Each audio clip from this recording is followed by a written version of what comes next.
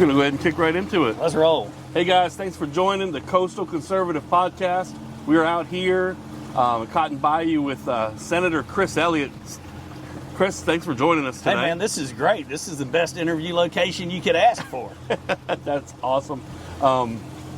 We're out here, we're having a good time, we're out on the water, but we got some very serious subjects to kind of go over while we're out here. So first, kind of give us a little bit of background. You grew up on the water out here.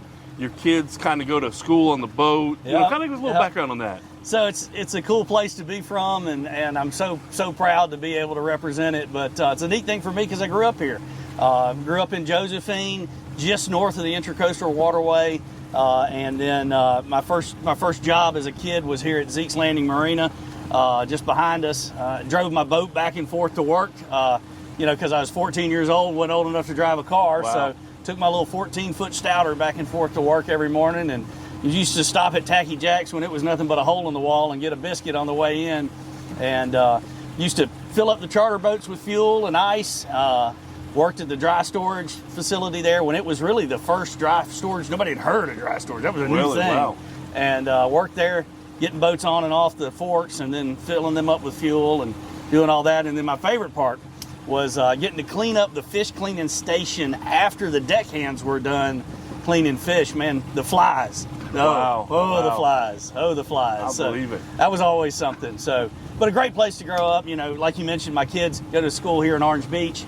And I take them to school by boat in the morning. Awesome. It's a 10-minute ride across the Intracoastal and up Arnica Bay right there, and they hop off. Brooks walks a block and a half or so up Wilson to school, and my daughter rides with a friend the rest of the way over to the high school. So it just doesn't get a whole lot better than that. Wow, that's great. So you got a real unique understanding and background with all the coastal waters back here, which is great for our senator to have. Well, it's an important part of our economy, and what we do here in Orange Beach and Gulf Shores and all along the water. I mean, that's the draw. That's why 8.5 million people come here every year, more than every man, woman, and child in the entire state of Alabama, and their dogs get in a minivan or a Suburban and drive down here to do what we're doing here right now. It's a huge draw for the state. It's a huge draw for our region and for our local economy. And it's important. It's important to keep the water clean, the waterways open and safe, and make sure people have a good time when they're here, and that we're hospitable to them. Yeah, absolutely. All right, let's switch gears. What in the world is going on with our public libraries, Chris? The world has lost its mind, Tim. I don't know what else to tell you. I talk about it with my kids some because they hear me talking on the phone about it. They hear me on the radio talking about it or listening to other people, and they don't understand. And I don't know how to explain to my children, and don't want to explain to my children, some of the things that are taking place in our society, whether it's our libraries or the Alabama Department of Archives and History. This insidious wokeness is just, it's beyond me. And I looked at I was at the ribbon cutting the other day for the Orange Beach Elementary School addition, and part of it was a library. Okay. And I went in there, and you know what you didn't see? Any of this crap.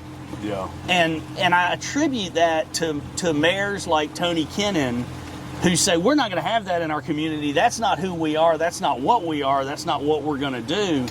And that trickles down through all of the library board and the library management. That trickles down through the city staff and everything else. They know better than to try that, because somebody like Tony Kennon will be on them. Right. And so they know better than that. They're not going to do it. And I'm a small government guy, local government guy. Of course, with my history on the county commission, I think the locals ought to be in control of that. And I would say, if you're a mayor, you're a city council person in any of these towns where this is going on, get a hold of your libraries.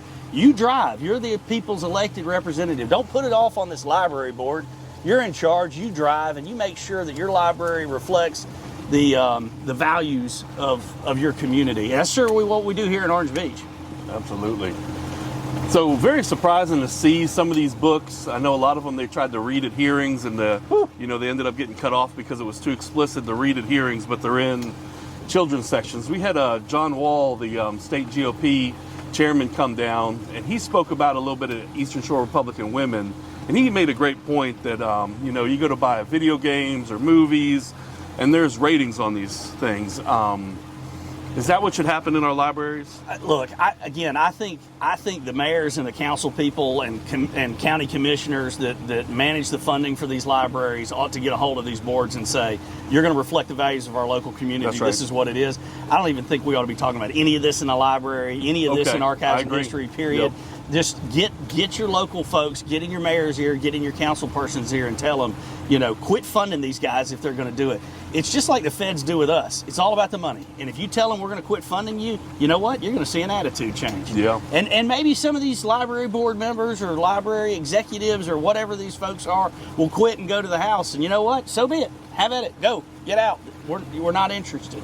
And I don't think we ought to be saying, oh, you have to be this old to read about that. Just forget it all. Just get rid of it out of the libraries.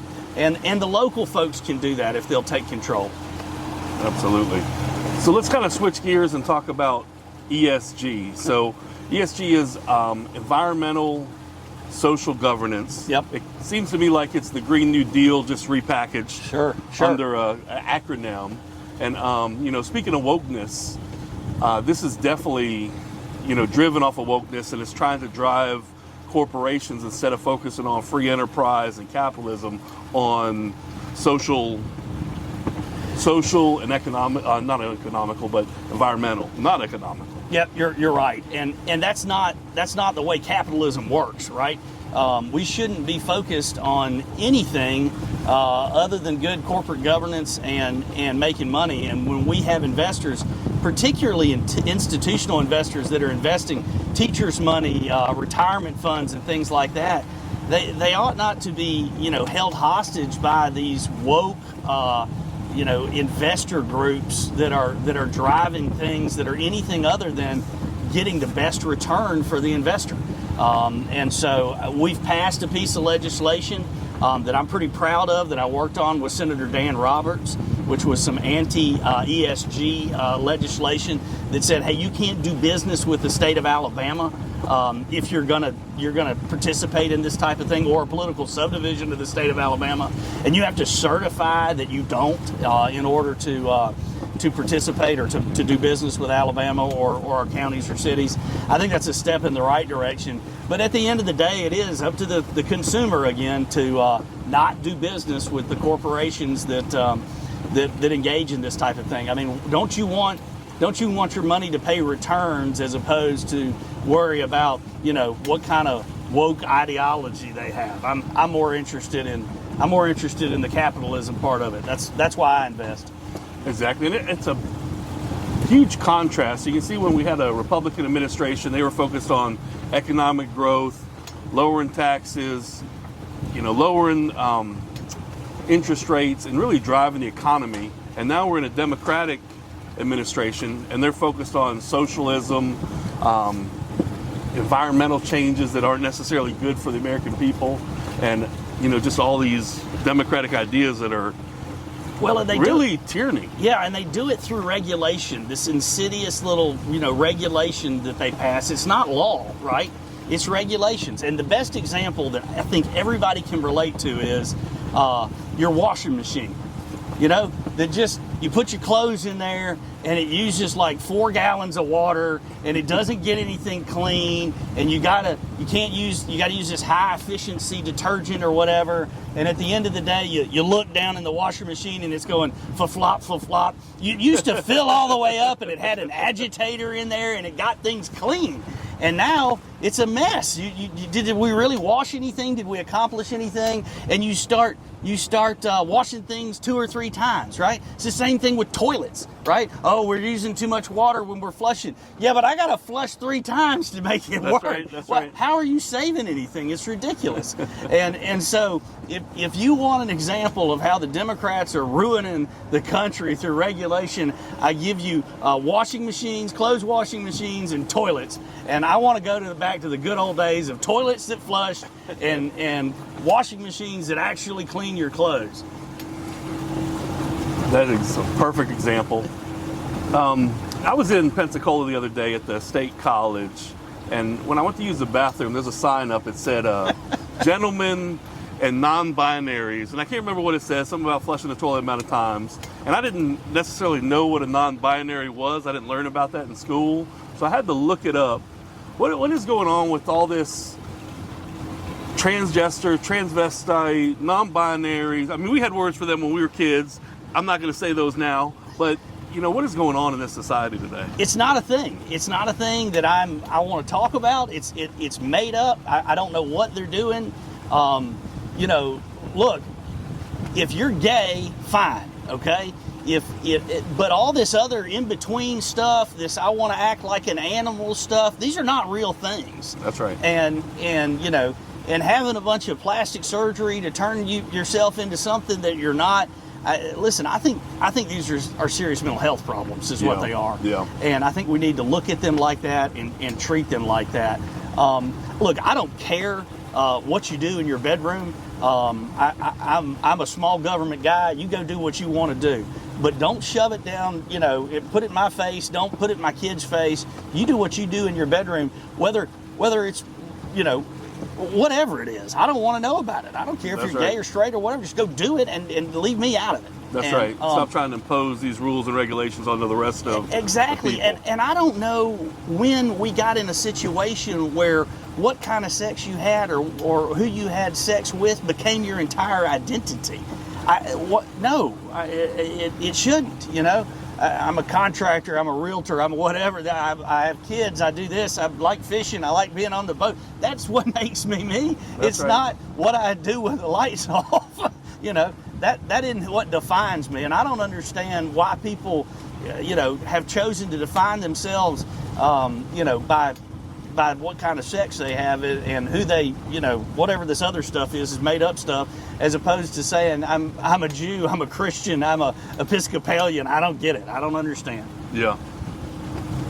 Definitely, we need to keep it out of the schools and out of the, out of the society. Let's switch gears again. A lot of automakers are having, the unions are striking. How do you think that's going to affect the cost of vehicles? And then I know it wasn't that long ago, the Obama administration bailed out a bunch of automakers for something similar, where they drove them down on, they weren't able to make any profits and almost went out of business. Look, one of the reasons Alabama is one of the largest automobile manufacturing states in the country is because of our right to work status. We let people work for a fair wage here. You negotiate your wage and you go to work every day. And if you don't, there's somebody there to pick up the slack and go. We've got a low unemployment rate. We have a higher, a lower workforce participation rate than we should have. I wish more people would go to work, but our business-friendly environment in Alabama is why we have so many automobile manufacturers, airplane manufacturers. Why we're building boats for the Navy. It's because of our work environment. So is this a great opportunity for Alabama to bring in more auto manufacturers? Okay. It is, and when you see states get away from business-friendly environments, you will see more and more people say, we want to relocate. And that's what you've seen with a lot of these automobile manufacturers. Yeah. We want to relocate where we don't have these types of problems, where we've got our very own labor force trying to do us harm. And that doesn't make any sense to me. I saw a lady the other day that was on the picket line saying, I'm having a hard time making it, and I can't feed my children. My answer is go back to work. That's right. Go. I mean, Tim, you and I talk about this all the time. Hustle. Get a side hustle. Get another side hustle. I've worked in times in my life several jobs at a time. I don't understand this sit back and demand more or fold your arms and stay home. Let's get after it. Go. That mindset mentality goes against the American way.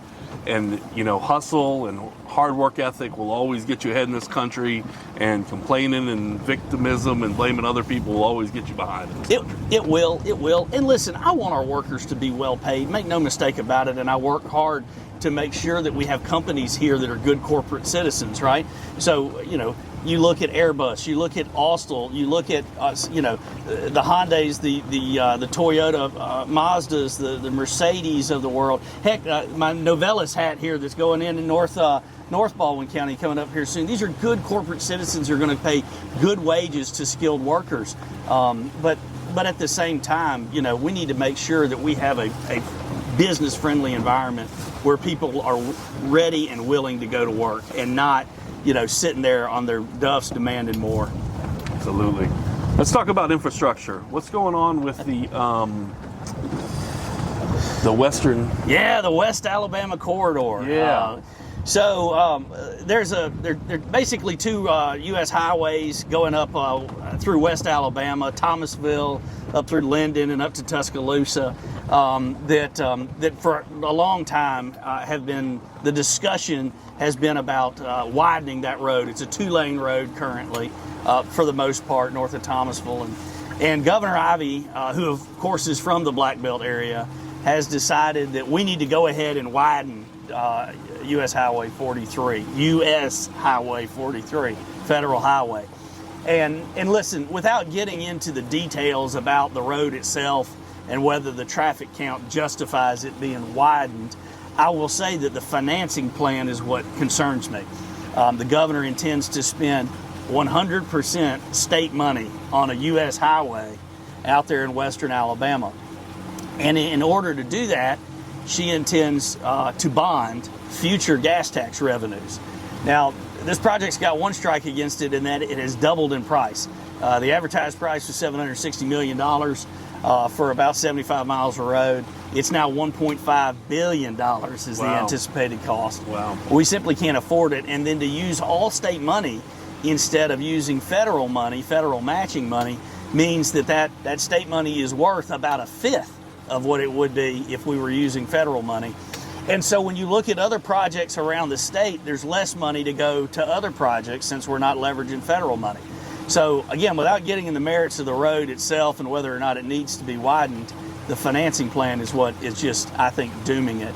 And Tim, in order to build a $1.5 billion road, you'll have to borrow 100% of what's allowed to be borrowed against future gas tax revenues on just one project in one place, which means 100% of that on one road and not anybody else's project anywhere else in the state, not in Huntsville, not in Lee County, not in Baldwin County, not anywhere. And so that's got me very concerned, and you have to wonder about the wisdom of that. I've actually got to go meet with Mayor Sheldon Day in Thomasville on Wednesday to drive up and talk with him. He's obviously a big proponent of the project. My message to him is going to be pretty simple. Listen, if you want your project done, you got to get some federal funding on it, because there's no way 140 House and Senate members are going to just let all of that money be spent in one spot and not have any federal match. You know, as an example or a comparison rather, you look at the Mobile River Bridge on I-10 and the Bayway. Going to be a $3 billion project by the time we're done. Well, there's about $600 or $700 million in state money going in that project on a $3 billion project, as opposed to $1.5 billion of only state money. One of the reasons that project's taken so long is we looked for federal money. We've got TIFIA, which is a loan program that will be repaid by tolls. You've got Infogrant that's gone in there. So there are other sources of federal money going in there to stretch that state gas tax money just as far as we possibly can. Great. What else going on with infrastructure? We're growing at a rate. The last time I heard it was about 21 people a day moving to Baldwin County. And I imagine most of that is, you know, Foley South, Spanish Fort Daphne area, not as much Bay Minette yet. What are we doing to keep up with the infrastructure? Well, that's it. It's transportation, infrastructure. That's what I work on every day. I serve on the Joint Transportation Committee as the co-chair of the State Transportation Improvement Plan Subcommittee. I serve on the General Fund Committee. My job is, as I see it, is to make sure that we have these transportation conversations. I sit on the Contract Review Committee, which is where I've held up some transportation contracts, including the one for the West Alabama corridor, because I'm trying to draw attention to the financing method that the governor's proposing and saying, hey, there won't be any money left for other areas of the state, including fast-growing Baldwin County, if we do this.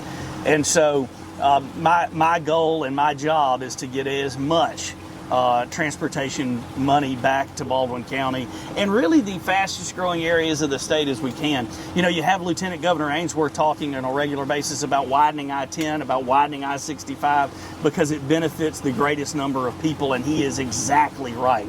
That's where your dollar, your transportation dollar goes, so that it benefits the greatest number of people. I am pleased right now that if you look at the State Transportation Improvement Plan, that Baldwin County is slated to receive the most state transportation dollars of any county in the state. My goal is to keep it that way, and it should be, because you're right. There are 8,000 people a year moving to Baldwin County, and that doesn't count the 8.5 million visitors we have here every single year. That generate huge tax benefits for the rest of the state. And so we need to do everything we can to make sure we keep that economy healthy, not just for us here in Baldwin County, but for the whole state of Alabama. Invest in the areas that are kicking dividends, right? That's just right. Like your business and my business. Yep. Where do you invest? Where do you put dollars?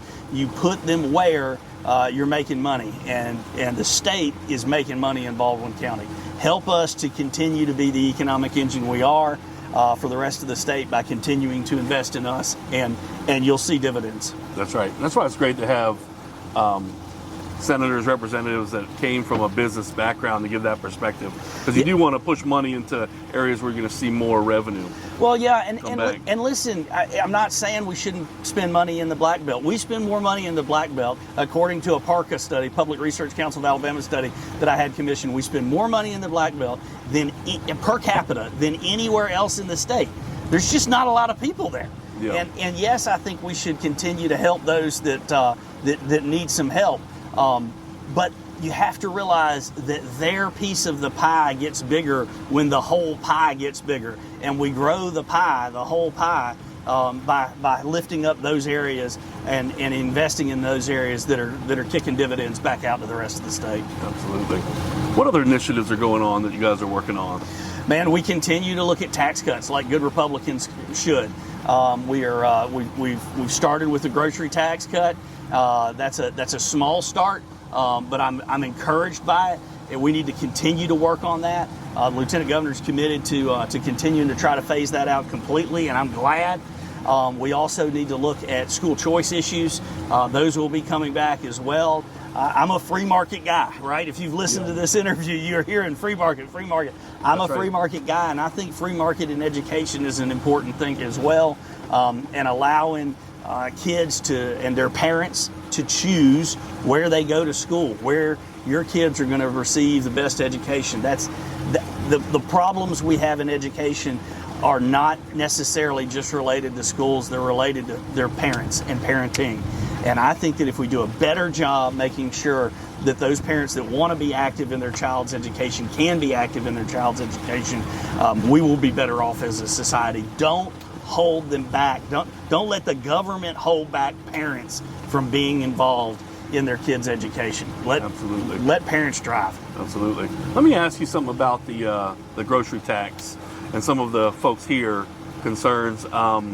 As a lot of folks come down here to vacation and visit, they'll stop at the local grocery stores, the Tanger outlets, Tacky Jacks, all these different local places, and not Tacky Jacks, but I'm talking about grocery stores. Sorry. Sure. The grocery stores, so grocery tax specifically, and drop a lot of money in grocery taxes here. Does that money stay here, or does that go back to a bigger fund throughout the state? So both, right? So okay. There's the state's grocery tax, and then there's local grocery tax. Okay. So in Baldwin County, when you look at sales tax, we get a huge discount, because a lot of the folks that come here don't, they spend money here, right? They go buy $500 worth of groceries at the Publix so that they can, hit the condo for the week or whatever.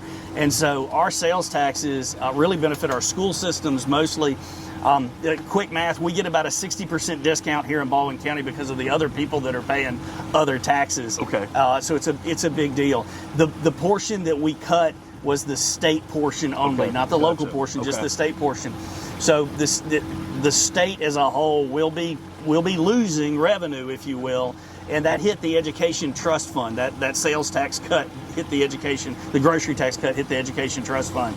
But Tim, it's gone up $800 million a year, $1 billion a year. This steady growth.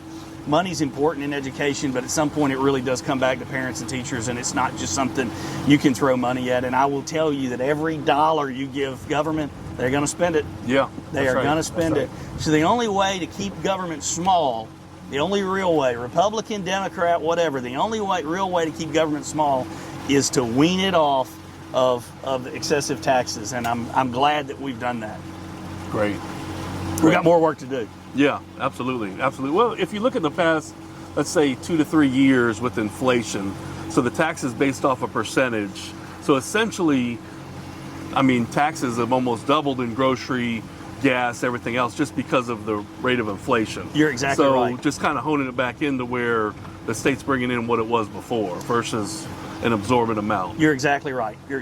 We need to continue to watch that. We need to continue to make sure that on the spending side too, that while we have record budgets, everything costs more. And so the state's dollar doesn't go as far either, just like my dollar doesn't go as far. But I'm hopeful that we'll take another swipe at the grocery tax. Maybe not this year because this is the first year implementation, but maybe the next year or so. Kind of see how it goes and monitor it. It really helps working families. I mean, and that ought to be everybody's goal.